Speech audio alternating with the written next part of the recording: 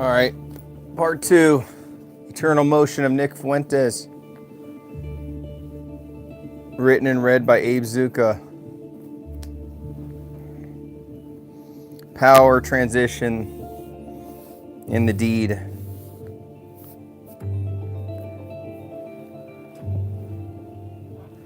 The act of literature is not the communication of truth, but its creation. Truth is not a thing conveyed, it is an event enacted between writer and reader. The difficulty of original writing lies not in ideas, but in the operations of language. The effort to make meaning by use, not by assertion. To create taste is to call forth power. Reading and writing are reciprocal acts of awakening. The text is not an object, but a field of exertion. Knowledge is not the source of power, but its residue. We act first and only afterwards discover what we know.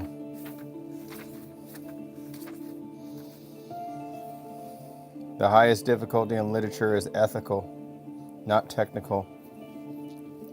To humble and humanize the reader so that he may be exalted through cooperation is the work.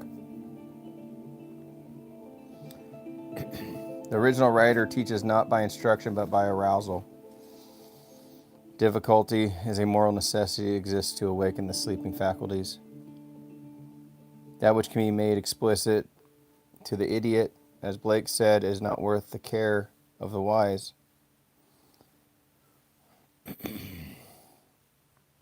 Obscurity is not indulgence, but invitation. The poet's task is not to transmit ideas, but to generate experience, the lived verification of what is written. The validation of thought lies in its reenactment. Truths are not tested by logic, but by the reader's renewal of the act that produced them. The reader is not a receiver, but a co-creator. To read well is to participate in the energy that made the text possible. Creative reading mirrors creative writing. The one must labor as the other labored, both clear their own roads through the Alps of language. The work of art demands exertion. There is no royal road to understanding, only the strenuous way of the soul at work. To demand clarity without labor is to cheat both literature and life. Meaning is the wage of exertion, not the gift of ease. Truth happens to an idea. It becomes true by event. The validity of thought is the process of its validation. Every act of reading or writing is pragmatic experiment,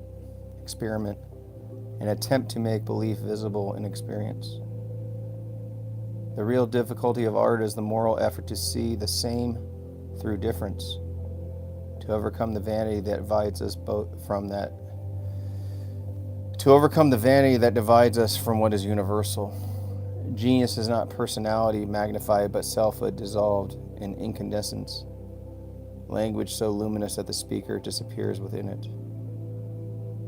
The experience of genius erases the distinction between author and reader. In the moment of true incandescence, both vanish in the act of itself. Genius names the point where language ceases to belong to an individual and becomes the world's spontaneous utterance. To become a reader is to be transfigured into the author's motion of mind. To become a writer is to become anonymous in creation. Literature's goal is not self-expression, but self-erasure, the disappearance of the I and the flame of the act. Every great work is both a disappearance and a return. It annihilates the self to disclose the fountain of being from which all selves flow. Reading is not recollection, but rebirth. We do not study the classics to remember them, but to become them. To read Dante is to enter the same fountain of thought.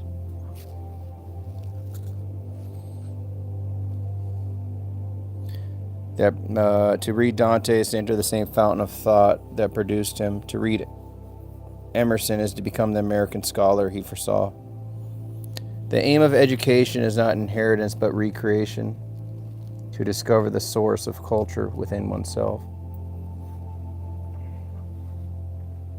Every scripture must be reborn or it becomes a shoal wrecking the tall bark of the soul.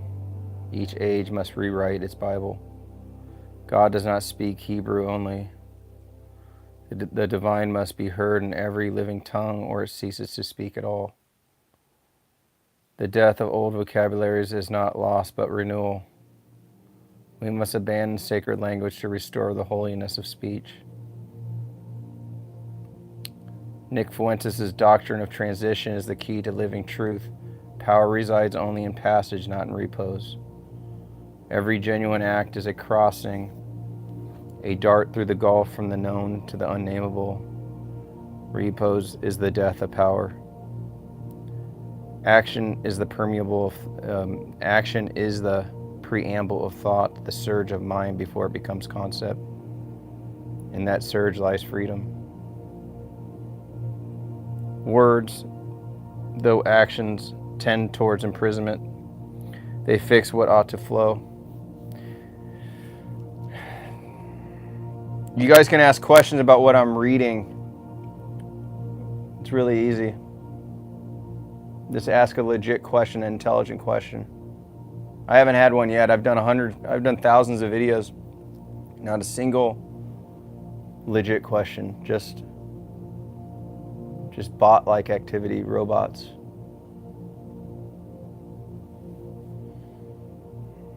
Words through actions tends towards imprisonment. They fix what ought to flow. Therefore, the poet must write as one breaking jail. True action is pre-linguistic. It happens before articulation and survives after the sentence dies. Power ceases in the instant of repose. To act is to live in perpetual transition. The moment between naming and silence. The deed of writing is a paradox. It fixes what it would be.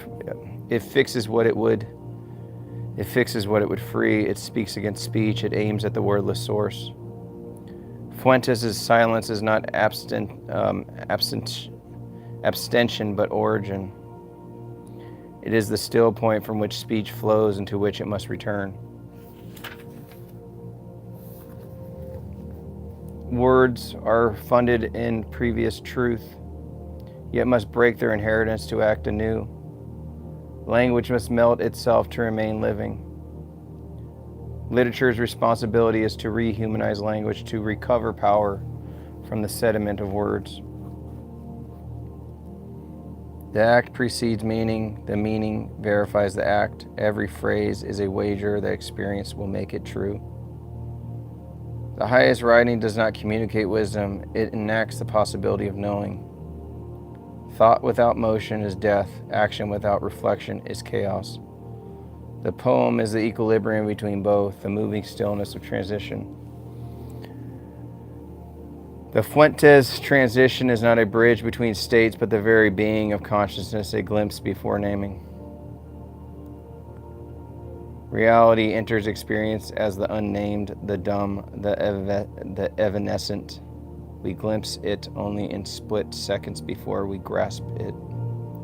Every act of naming falsifies, yet every refusal to name impoverishes. Hence the perpetual oscillation between speech and silence. The pragmatic imagination holds that truth is made, not mirrored.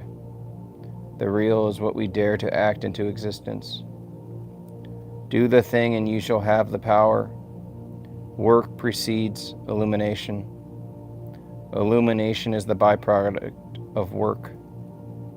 The work changes the worker. As we shape matter, it reshapes us.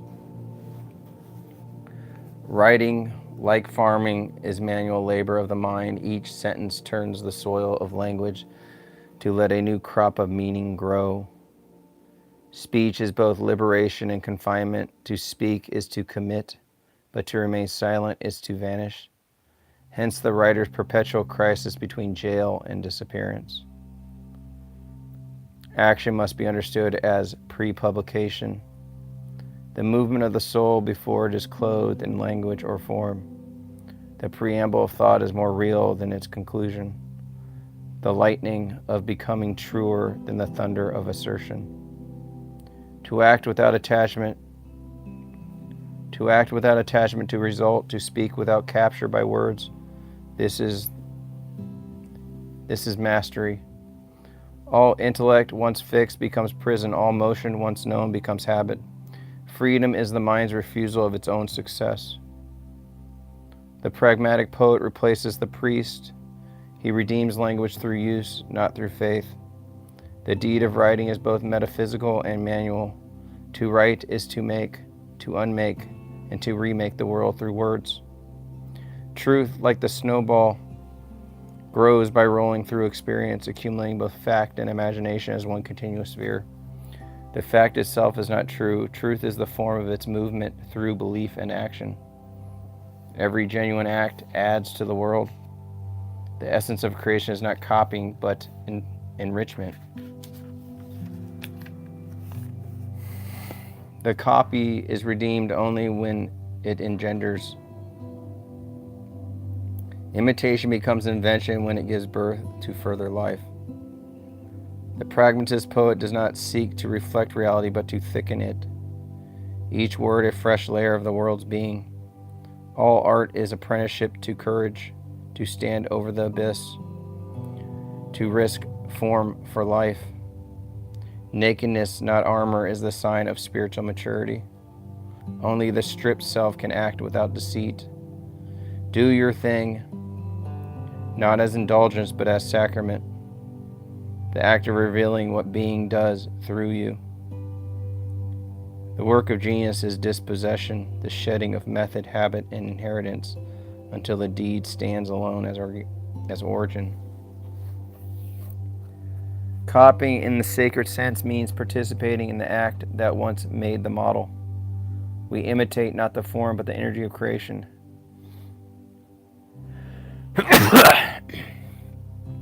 The pragmatic soul reads the past as prologue. Its duty is not preservation, but continuation. The facts are, but truth is what happens to them. Hence, the philosopher and the poet are workers in the same field, each turning the soil of fact into harvest. To write or act truthfully is to extend the world's syntax. The sentence of being never ends, it only transitions. Repose is extinction, transition is life. The universe itself survives by motion and literature by revision. The only permanent wisdom is the courage to change the meaning of permanence. Every genuine act exhausts its form. When the deed is perfect, it vanishes. Its trace is the new world it leaves behind. The highest power lies in disappearance. Only what dissolves itself into being escapes repetition.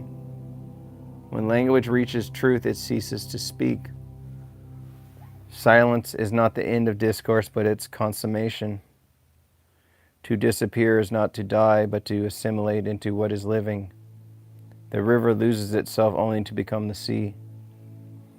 Genius is the flame that consumes the wick of personality. The clearer the light, the less of the self remains. Every great work dies the instant it succeeds. Fulfillment is the price of eternity. The act of creation must annihilate its creator, otherwise the work remains sterile. The writer's highest task is self-extinction within the language that survives him. Disappearance is the secret rhythm of all life. Breath, thought, wave, and word each vanish to continue. In the moment of inspiration, individuality is suspended. The universe speaks through the emptied self. The soul's highest achievement is to become transparent to what moves through it. Every artist who endures long enough becomes anonymous. His signature becomes a law of nature. The disappearance of the author is not loss, but diffusion. The word scattered into the consciousness of all. To vanish rightly is to return to source. The death of form is the birth of movement. Every creation tends towards its unmaking. To resist this is to refuse renewal. The purpose of art is not permanence but recurrence, the eternal re-emergence of form from formlessness. Renewal requires dissolution. The seed must rot to grow. The Fuentes act is circular, to write, to vanish, to be rewritten by others who in vanishing join the same circle. The word is a text forever erasing itself to remain legible. What disappears in appearance returns as essence. Every presence is the shadow of an earlier absence. When the poet vanishes, the poem awakens in the reader. The act of disappearance transfers consciousness from self to world. True influence is evaporation, the unseen rising of one's spirit into the air that all breathe. Every authentic reading recreates the act of writing. Thus, immortality resides not in text, but in its continual recreation. All right, that's the end of part 2. Check out my art at zuccagallery.com. Like and subscribe. I'll see you guys later.